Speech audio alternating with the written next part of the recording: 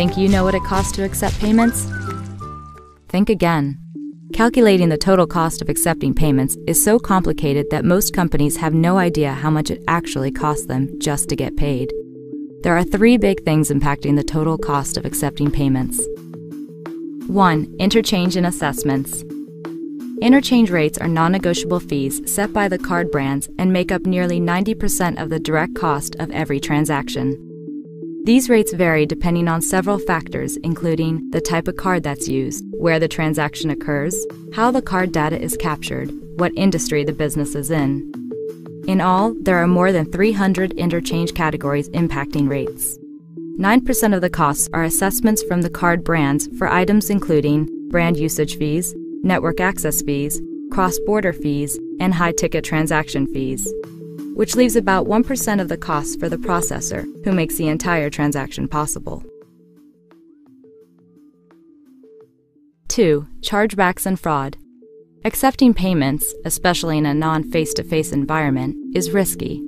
Online merchants will lose more than $3.4 billion to fraud in 2012. Fraud losses typically range from 50 to 90 basis points, with many companies writing off a full 1% of sales due to fraud. Nearly 7% of all online transactions are automatically declined.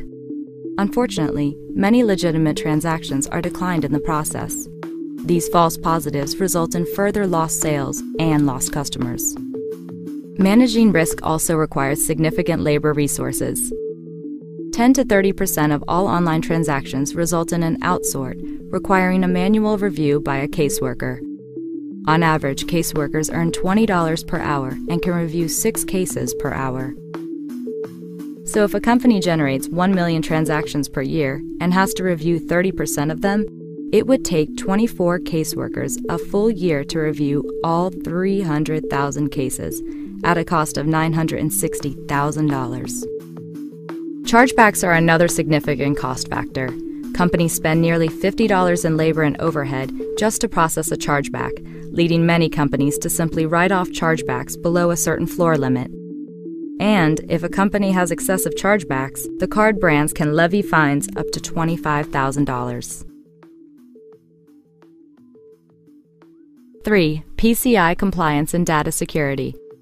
Data security has become an enormous global challenge. In 2011, there were 855 incidents of breach, representing 174 million compromised records. Cardholder data is the #1 target of hackers, making up to 78% of all investigated breaches.